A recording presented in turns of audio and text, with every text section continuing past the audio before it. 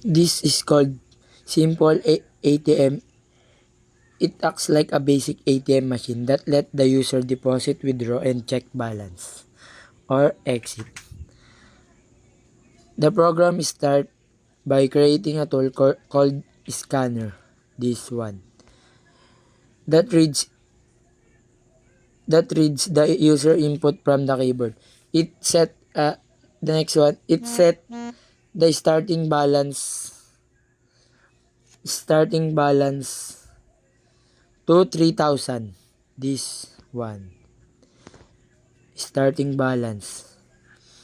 And this is the money inside the amount. The program show a menu. This is the all of the menu. Yeah. Yan.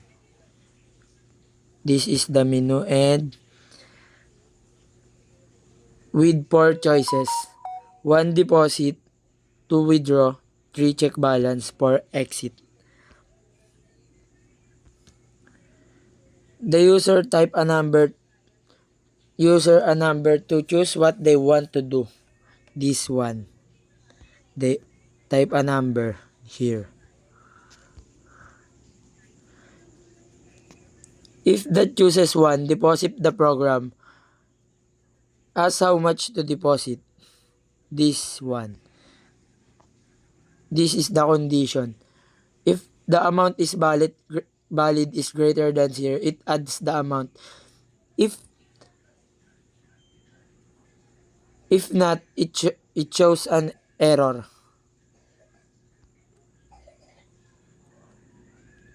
If the user chooses 2, it asks how much to withdraw. This one. If the amount is more than the balance, it says insufficient balance. If the amount is valid, it subtract from the balance. If the user chooses 3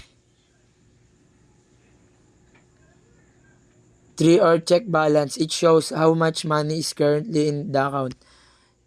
If the user chooses 4, the program say thank you and stop.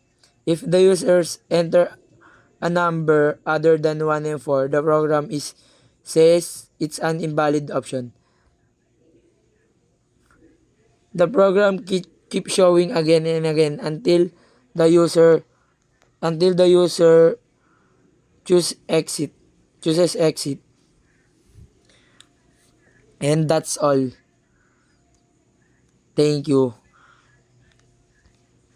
This is a loop method. Basta loop.